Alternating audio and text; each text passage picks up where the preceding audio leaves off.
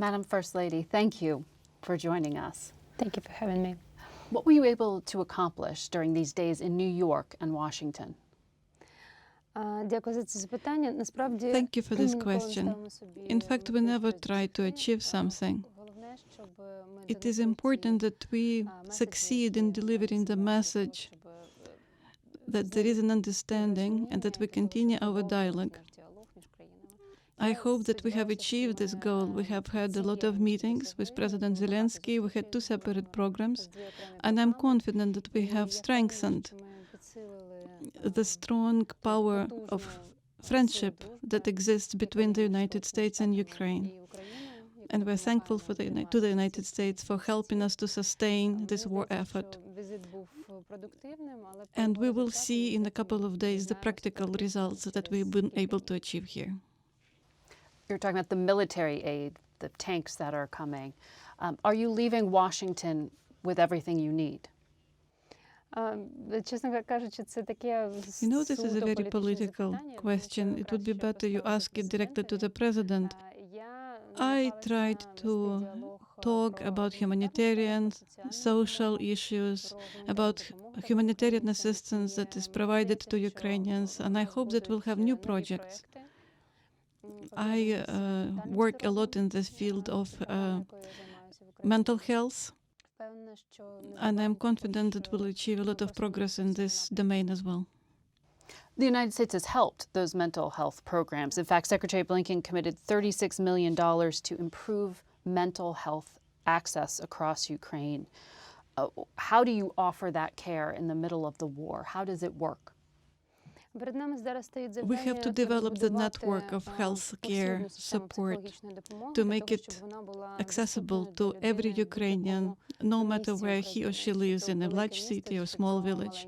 When people ask for psychological support, we need to overcome the problem of stigmatization, because not that many people still seek assistance when they feel that they need support in mental health.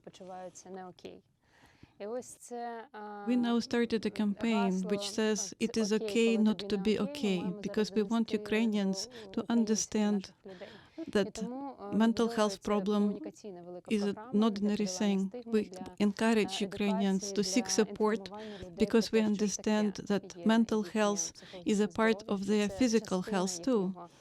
We need to understand ourselves better and to be confident that whenever you need support, that you will receive it. People need skills to understand their mental issues better. Unfortunately, Ukrainians do not always feel that they need support in the field of mental health. We get support from USAID, and Administrator Power recently visited Ukraine. Together, we visited a hospital in the city of Bucha. It is a wonderful example of how U.S. assistance is being delivered to small villages and towns so that it is more accessible to people in small settlements. We have a huge demand. We need greater number of mental health practitioners, psychiatrists, people who support our soldiers in clinics. Unfortunately, we see problem among children as well, because they have a lot of mental traumas. And we have to develop this assistance, the network of this assistance, which requires a lot of resources, financial and human including, so there is a lot of work for us ahead. How do you do that? Are these Ukrainian therapists? Are you asking for medical professionals to come to Ukraine?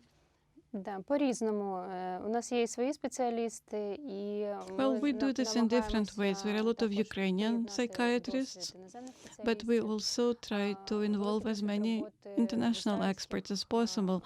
We work with Israeli psychiatrists, and of course with the United States support, with received assistance from Belgium, which has a very good system of provision of psychiatric assistance. Ukrainian doctors, and I'm not only talking about psychiatrists, they now obtain extraordinary experience of working under very drastic, difficult conditions. We have developed a special program, protocols of how psychological assistance should be given to children. And at the beginning, our psychiatrists relied very much on the experience of our international partners, but later we realized that not all protocols can be applied in Ukraine because we now undergo the war which Europe and the world has not seen in many years. So we needed to adjust the protocols which have been shared with us because we now have a unique situation, and so the program that we have also has to be very special. Now we verify our findings, and we hope that we'll be able to share our new protocols and new findings with the world. When you were last here in Washington a year ago, I remember you talking about helping Ukrainian kids go back to school and the need to have bomb shelters in those schools. UNICEF says more than 1,300 schools have been completely destroyed. What is life like for the children of Ukraine? Yes, you have just described a lot of problems that are now faced by Ukraine, and we feel support in this area. The situation is still very critical and difficult. Unfortunately, only 1/3 of Ukrainian children can now attend school because our schools have to be safe, to be located in safe areas. And unfortunately, right now in Ukraine, there are no areas which can be considered safe because there are still drones attacks, missile attacks, and we need schools with bomb shelters, and right now not all schools in Ukraine are equipped with bomb shelters. That is why the process continues, and my foundation continues fundraising resources to ensure that we have comfortable bomb shelters in all Ukrainian schools. Well, the rest of Ukrainian children, 2/3, continue going to school online because they live in the frontline areas. There are a lot of temporarily displaced people who cannot go to schools in their communities. Many children left Ukraine, they live abroad. There are, for example, examples of school in Mariupol city. They really want to attend the school together. Some of them are now in Germany, some in Ukraine, some left to other countries. But nevertheless, they continue attending their class online. There is a need to ensure that children stay connected.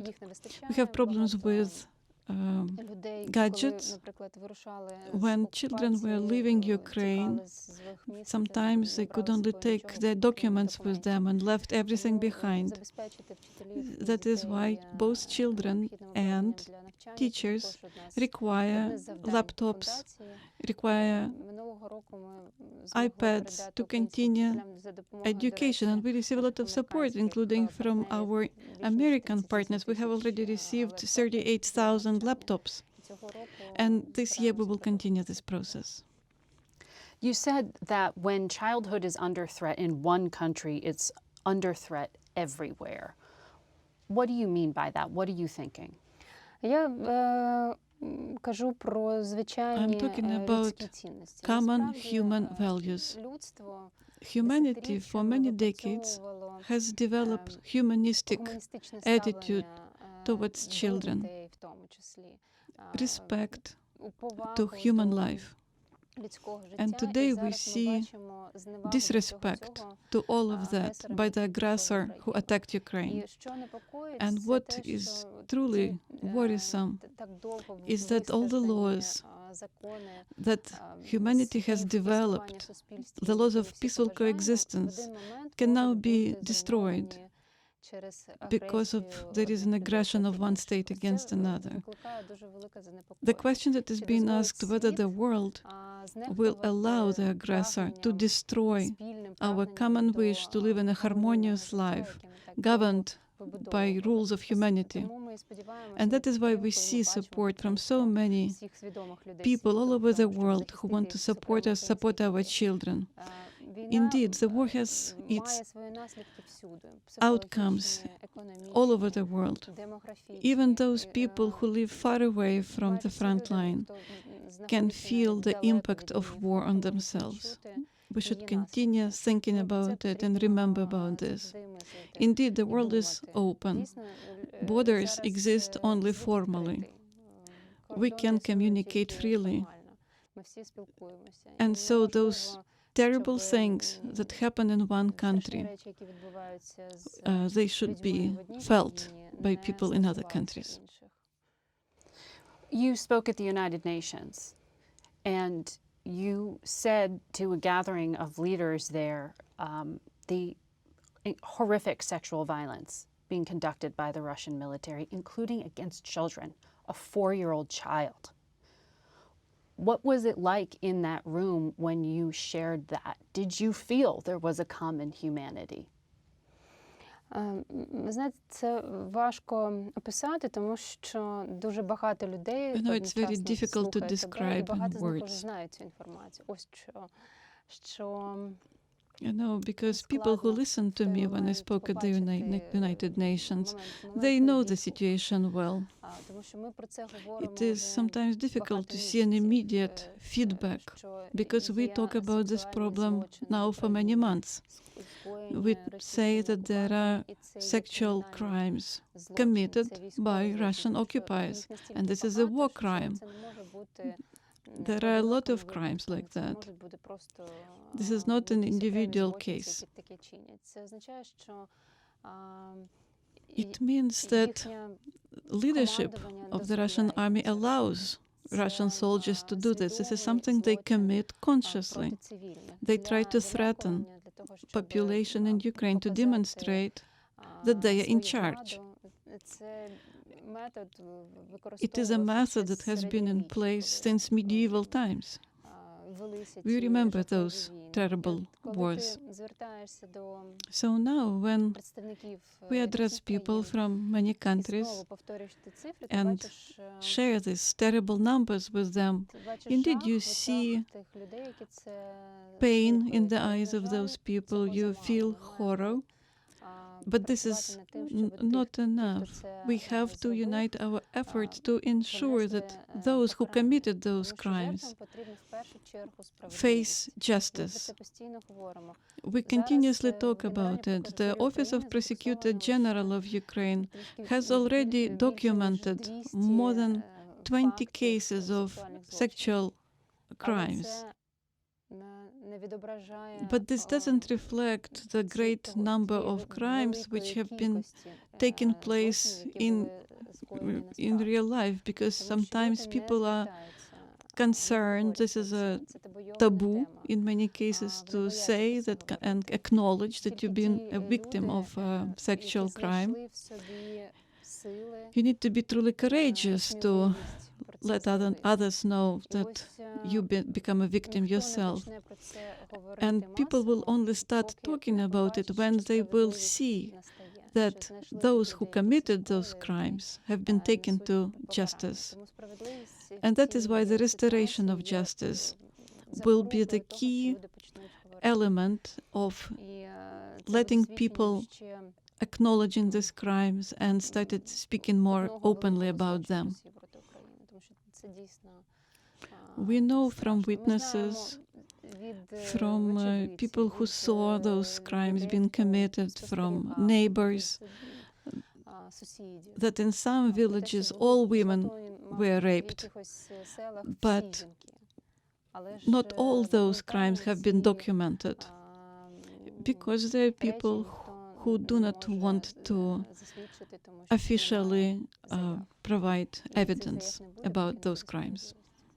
That's a powerful statement. You need to be courageous to admit you've been a victim. Так і є. You know, your husband, President Zelensky, said that genocide is underway in Ukraine. He said Russians had elected their own Hitler.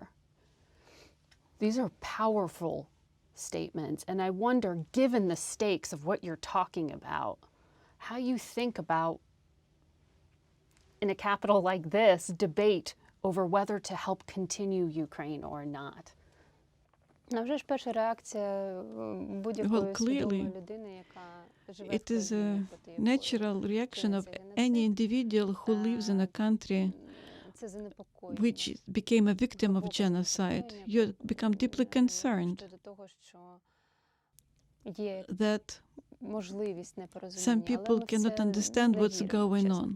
Тому що ми розуміємо, що But we hope всі that свідомі all американці розуміють, що Americans це насправді відбувається в understand Україні, і що what's ця going допомога on, може припинитися, тому and що we do це not believe that питання this нашого assistance that we виживання. now Якщо ми receive from говоримо про Americans геноцид, will то stop. якщо допомога зупиниться, є Of політичні course, дебати, there є are люди, political які debates, одне з одним there are погоджуються. discussions, there Це are different зрозуміло, opinions, і, some people agree, they disagree. This is a це є democracy. демократія, але впевнена, But що nevertheless, переможе truth все ж таки has to правда. win, Тому що because it is clear that truth is on Ukraine's side. Part of genocide is destroying a culture. And you've been working to get Ukrainian books out publicly. So the Metropolitan Museum of Art, getting things translated. Is that your way of fighting back? один з Indeed, шляхів it is one of the front впевнені lines. в It тому, is що one of the культура ways це, по-перше, for те, us що to робить нас тими, demonstrate who we якими ми really є. are. І, по-друге, це Culture те, що is also також, the area of the battlefield. хочуть We see that the occupiers want to destroy our culture. Насправді, в Україні We see hundreds of libraries which have been burned by the occupiers. тисячі музеїв і, Thousands of museums навіть за and допомогою американських cultural наших, institutions друзів have been музейників destroyed. досліджено, що Our більшість із specialists музеїв, and, in які fact, були American знищені в specialists who help першій us to світовій document війні, those вони були crimes знищені навмисно. say that Тобто це those окремо museums were будівлі, які targeted окремо intentionally. стоять, They тому were що not немає collateral жодних військових damage. об'єктів. There were no military Ніяких. objects next to Тому це them. просто були So we прицільні, see that Russians удари specifically по wanted to культурі, тому destroy що our знищивши cultural культуру, sites, знищивши, because they want to саме destroy our ідентичність людей, identity. легше By destroying our знищити identity, все. they just want to Тому, destroy боротися our за nation. And that is why we українську have культуру, to розповсюджувати знання про нашу українську inform культуру. Це, about our culture, and this is an також important один з vector of векторів our нашої work. роботи. На жаль, багато років Unfortunately, for many велика частина years, української культури a вважалася large part of російською. Ми це Ukrainian називаємо culture was considered to be Russian culture. колонізацією української культури. There was a process of colonization, and a lot of Ukrainian artists, like Айвазовський, Ілля Рєпін, Архіп Куінджі, were considered to be Russian artists, although they were Ukrainian.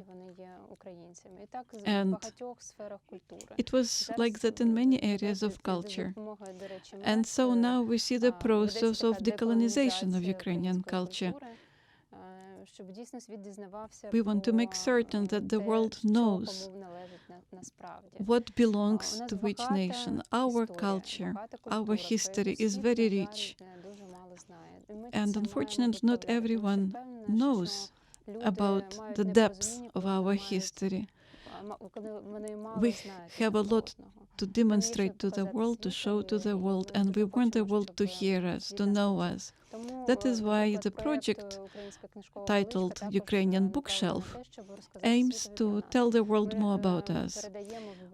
We donate Ukrainian books written by Ukrainian authors and also a lot of translated books, history, philosophy, contemporary literature, books about Ukraine, in order to let the world know who we really are, what we love, what we think. I hope and I think that this will help us. I can tell you're passionate about that. The president also said Ukraine knows the names of tens of thousands of children and has evidence hundreds of thousands of other kids have been kidnapped by Russia. Do those children get to know their culture? What happens to them when Russia takes them? And how do you get them back? Це дуже складна ситуація. Well, this is an extremely difficult situation. Україні відомо про 19,5 We know about вивезених дітей. Це 19,500 children who were officially deported. These are the children who are currently on the occupied territory, and we know that cases have been documented, they have been taken to Russia. We managed to return back approximately 380 children, and each time it is a special operation because the authorities of the occupier do not want to reach a dialogue here. Our human rights defenders, children ombudsmen, reach out to them and there is no answer. We have the list of children who are being looked for by their parents.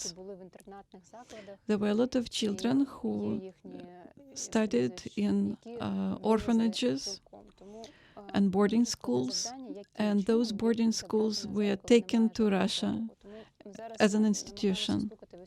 So now we knock every door and raise this issue at any political platform possible to make the occupying country to return our children. This is a true problem because these are kids. Sometimes they do not fully understand what's going on. It is easy to manipulate them, manipulate their emotions. Almost all children whom we managed to return to Ukraine told us that in Russia they were told that no one cares about them in Ukraine, that no one is looking for them. They've been preparing them for adoption on the territory of the Russian Federation. So they tried to make them leave their roots, so to say, made them forget that they're Ukrainians. Of course, children who are almost reached their adulthood, they have great understanding of what's going on, but small children can be much more susceptible to this Russian disinformation. And that is why when we spoke at the United Nations, we proposed to develop a new system of joint efforts that would make Russia return Ukrainian children to their country. We are responsible for these children. We cannot play with those children's destinies. It is not human. There's a warrant out for Vladimir Putin's arrest because of this program. Було б чудово, якщо б цей арест мав би фізичний наслідок. This was a very powerful political statement, and we very much hope that one day this statement will be fully implemented. I don't want to take much more of your time, but I do want to ask you, you were a comedy writer before the war. Former. Yeah. And now you have this extraordinary life and circumstance, and you've sacrificed a lot. With your family. Do you get to spend time with your children and your husband together as a family? Ні, ви знаєте, No, I have no complaints, because when you see what's happening to people close to you, the problems of our family cannot be compared to those things which are currently faced by other Ukrainian families. Children die, children are being killed. The president lives at work. Sometimes we see each other once a week. Sometimes we see each other several times a week. But my children next to me, and I'm confident that we will overcome, because we know what is the goal, what is the final goal. We have to see our victory. We have to see happy faces around us. This is our dream, and we will achieve it. How are your children? Дуже важко сказати. Well, hard to say. Всі ці місяці. Well, of course, I can say that it is a normal life that we live. Our life is very similar to the life of ordinary Ukrainians. Of course, it's very difficult to live under constant stress when you cannot be certain in what tomorrow will bring. But we continue living, continue working. My children attend school and university. They continue their studies. And every day they are waiting when these terrible challenges will be over. Well, it's a little bit difficult because for a long time we cannot plan our life. We cannot have long-term plans. You know that it is an ordinary way of life for us to plan our vacations, to plan some family holidays, family events. Unfortunately, we don't have this luxury right now. Everything is being postponed until the victory. So this phrase, until victory, is what we say to each other when, one day we'll go to the sea. Well, when will we go on vacation? Well, after victory. So, yes, we continue dreaming, and we know that all of this will happen, but after victory. President Zelensky and your family have become synonymous with Ukraine. When people in America think of Ukraine, they think of President Zelensky and your family. How would you feel about him running again in 2024 if elections are held? Це дуже складне для мене запитання. Well, this is a very difficult question for me. Я не була прихильницею його. Even when he ran for the first time, I didn't fully endorse it. But if he runs again, if he runs for the second time, if he decides that it is necessary, well, we have some experience. We've been there. It is not as scary as it was in the first time. I don't know whether he has made this decision or not. It will depend on the situation in our country and the situation and the possibility of organizing free and fair elections. It will also depend whether our society would need him as a president. If he will feel that Ukrainian society will no longer wish him to be the president, he will probably not run. But I will support him, whatever decision he takes. Whatever decision. Madam First Lady, thank you, Madam Zelenska, for your time. Thank you for your time also.